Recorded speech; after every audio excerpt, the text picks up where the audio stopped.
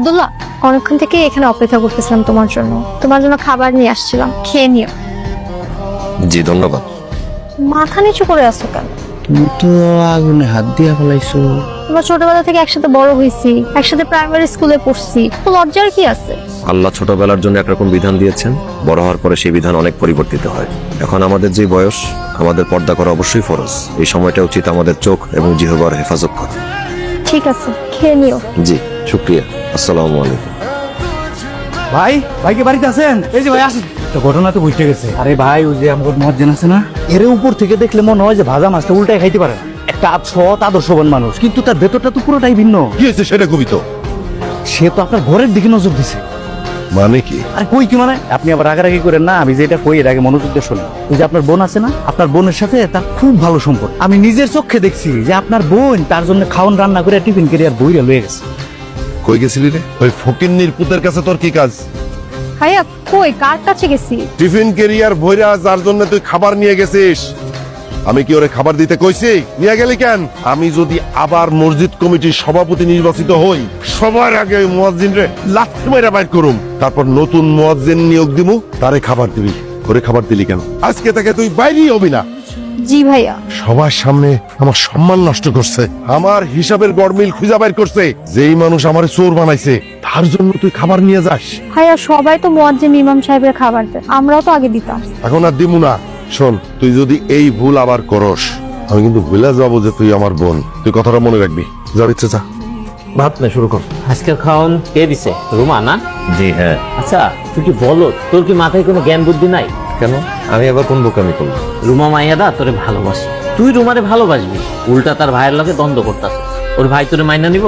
তুই হইতাছিস গরিব, ওগুলোকে তো যাই, তারপরে যদি শত্রুতা করস তাহলে তো তোর জীবনেও মাইনা নিব না। আমি যা করি আল্লাহ সন্তুষ্টির জন্য করি। রুমার ভাই সন্তুষ্টি আমার কোনো দরকার নেই। সারা রুমা আমাকে ভালোবাসার কথা বললেও আমি তা কখনো প্রশ্রয় দিই। তোর এই সততা নিয়ে না জীবনে তুই কিচ্ছু করতে পারবি না। তুই কি সারা জীবনে মুয়াজ্জিনগিরি করবি? আর যদি তুই রুমারে বিয়া করতে পারোস তাহলে তোর জীবনে কোনো কিচ্ছু কার দরকার হইব না। তোর এখন দরকার শুধু একটা আত্মীয়র জোর, এটা পাইবি। আমি যা আছি ভালো আছি, সততা দিয়ে আর কিছু না হোক আল্লাহর রহমত তো পাবো। আমার কোনো জোরের দরকার নাই। এই চলার পথে বিপদ একমাত্র আল্লাহই আমার সঙ্গী। তোরে বুঝে লাভ নাই। যে মানুষটা ঘুমায় তার ঘুম থেকে দায়িকা তোলা যায়, আর যে তোর মতন জায়গা জায়গা ঘুমায় তার ঘুম থেকে দায়িকা তোলা যায়। জনগণ আমারে এ মসজিদের সভাপতি দায়িত্বটা দিছে, জনগণের রায় তো আমি অস্বীকার করতে পারি না, নাইলে কবে এই পদ থেকে আমি ইস্তফা দিয়ে দিতাম।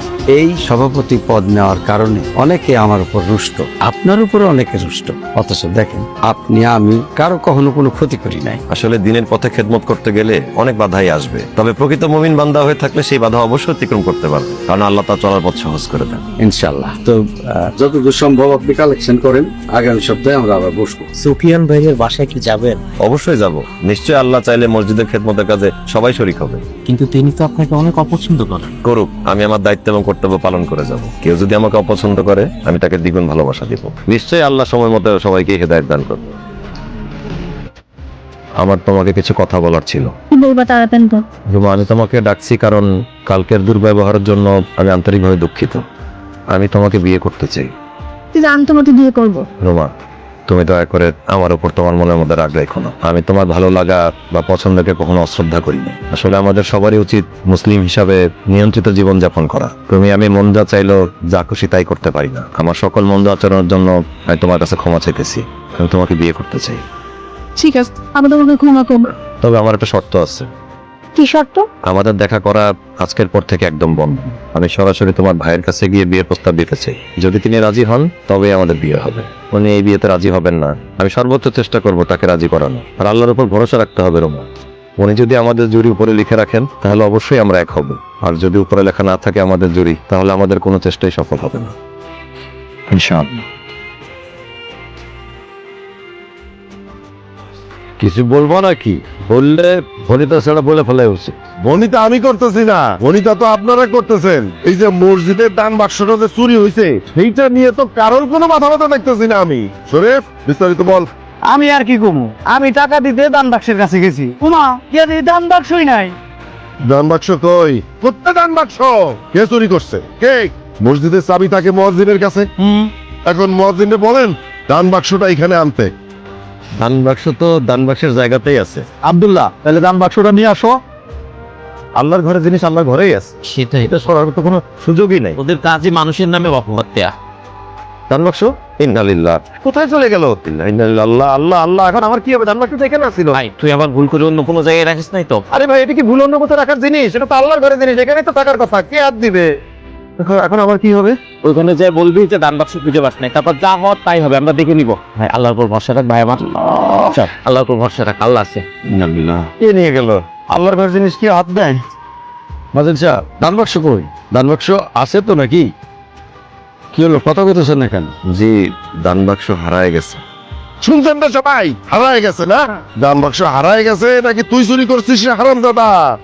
এইবার তো বুঝছি যে ও ইমাম সাহেবের কাজটা কেন করতো। এই কাজটা বাড়তি কাজ না, কেন করছে? ইমাম সাহেব থাকলে তো চুরি করতে পারবে না, এই জন্য করছে। কেন একজন ইমাম সাহেবরে আমরা নিয়োগ দিতে পারি নাই? ওর কারণে। অতি ভক্তি চোরের লক্ষণ। হ্যাঁ? সুফিয়ান, মানুষকে সম্মান করতে না পারো কইরো না, কিন্তু বেইজ্জত করো না। চোর কি চোর বলা যাবে না?